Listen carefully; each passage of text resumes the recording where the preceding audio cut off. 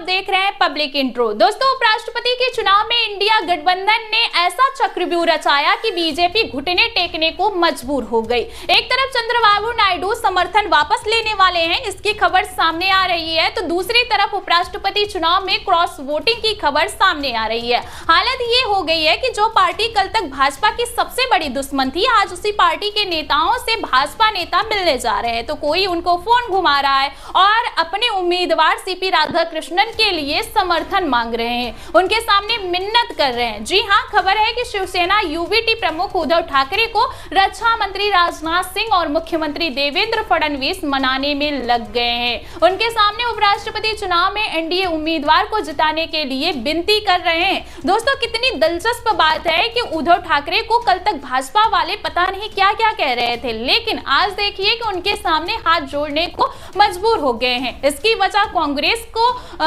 जो है बताया जा रहा है, क्योंकि कांग्रेस ने ऐसा चक्रव्यूह रचा जिसमें भाजपा फंसती नजर आ रही है। कौन सा चक्रव्यूह है दोस्तों, उसकी बात करेंगे, लेकिन उससे पहले जो है खबर की बात करते हैं। दरअसल दोस्तों, शिवसेना यूवीटी के सांसद संजय राउत ने एक ऐसा दावा किया है जिससे महाराष्ट्र से लेकर दिल्ली तक बवाल मचा हुआ है। उनका कहना है कि जो है उपराष्ट्रपति चुनाव में हार के डर से भाजपा विपक्षी सांसदों से बात कर रही है, उद्धव ठाकरे से बात किया जा रहा है और उनका समर्थन मांगा जा रहा है। खबर देखिए आप, दैनिक जागरण की है, इसमें लिखा हुआ है कि राजनाथ सिंह और देवेंद्र फडणवीस ने उद्धव को किया फोन, मांगा समर्थन, संजय राउत का बड़ा दावा। यही नहीं दोस्तों, खबर है कि पहले देवेंद्र फडणवीस ने राज ठाकरे से मुलाकात की, उसके बाद उद्धव ठाकरे को जो है फोन किया। संजय राउत का दावा है कि रक्षा मंत्री राजनाथ सिंह ने देवेंद्र फडणवीस ने उद्धव ठाकरे को फोन किया और उनसे राधाकृष्णन के पक्ष में वोट देने का अनुरोध किया। जब उद्धव ठाकरे के पास फोन किया तो दूसरे से भी ऐसा किया होगा, ये इसका अंदाजा आप लगा सकते हैं। ये उनका काम है दोस्तों। संजय राउत के बयान से साफ है कि भाजपा इंडिया के सामने घुटने टेकने को मजबूर हो चुकी है।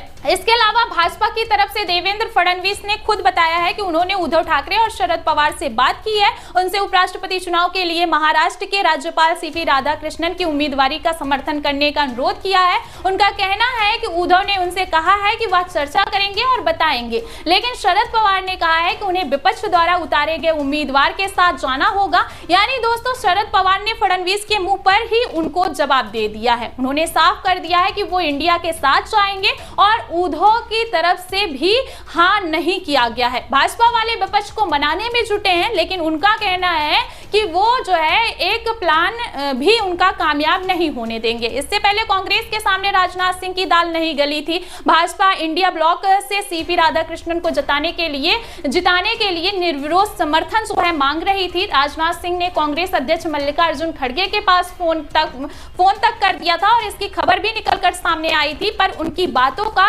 किसी पर भी असर नहीं पड़ा, या यूं कहें कि विपक्षी गठबंधन ने उनकी बातों पर भाव ही नहीं दिया। इंडिया ब्लॉक की तरफ से तेलंगाना से आने वाले सुप्रीम कोर्ट के रिटायर्ड जज बी सुदर्शन रेड्डी को अपना उम्मीदवार बनाया गया।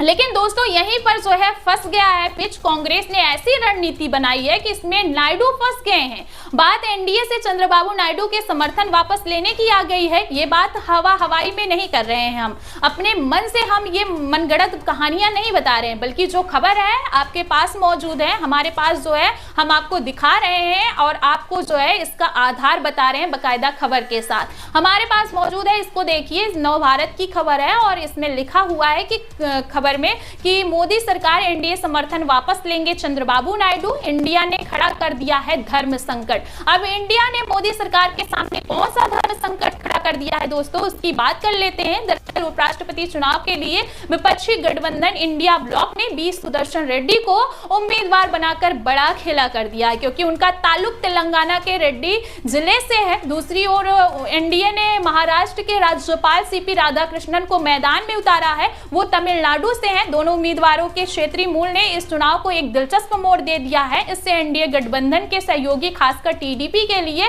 दुविधा की स्थिति पैदा हो गई है।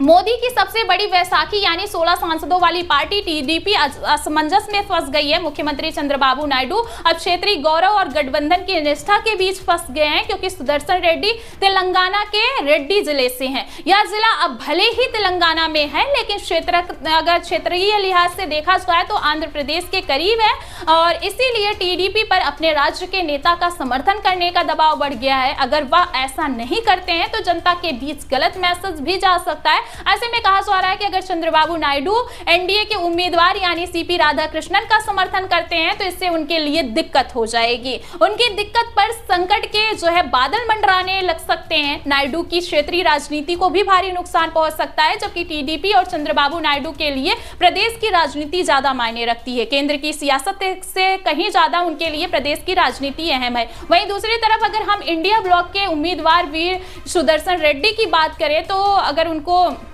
देखा जाए कि रेड्डी का सपोर्ट करते हैं कि नहीं, अपने सांसदों से कहकर उनको वोट देने को कहते हैं या नहीं, तो यह सीधे तौर पर केंद्र की मोदी सरकार से बगावत मानी जाएगी। और अगर नायडू इंडिया गठबंधन को अपना समर्थन देते हैं तो मोदी सरकार को कमजोर होता देखकर एनडीए में शामिल भी अपना रुख बदल सकते हैं। यानी कि क्योंकि अब जब सबसे ज्यादा सांसदों वाली पार्टी अपना पाला बदल सकती है तो जाहिर सी बात है कि कम सांसदों वाले भी जो लोग हैं वो बगावत कर सकते हैं। इससे मोदी सरकार भी खतरे में आ सकती है। एनडीए के पास मौजूदा वक्त में 293 लोकसभा जो सांसद हैं, अगर चंद्रबाबू नायडू पाला बदलते हैं तो संख्या 277 की रह जाएगी और बहुमत बनाने के लिए 272 सांसद जरूरी हैं। ऐसे में टीडीपी के टूटने के बाद मोदी सरकार पर भी खतरा बढ़ जाएगा। खबर तो पहले भी निकलकर सामने आ गई थी कि चंद्रबाबू नायडू राहुल गांधी के संपर्क में है, जिसके बाद से ही कहा जा रहा है कि बहुत कुछ बड़ा होने वाला है। और अब तो उपराष्ट्रपति चुनाव में कांग्रेस ने बहुत बड़ा दांव चला है,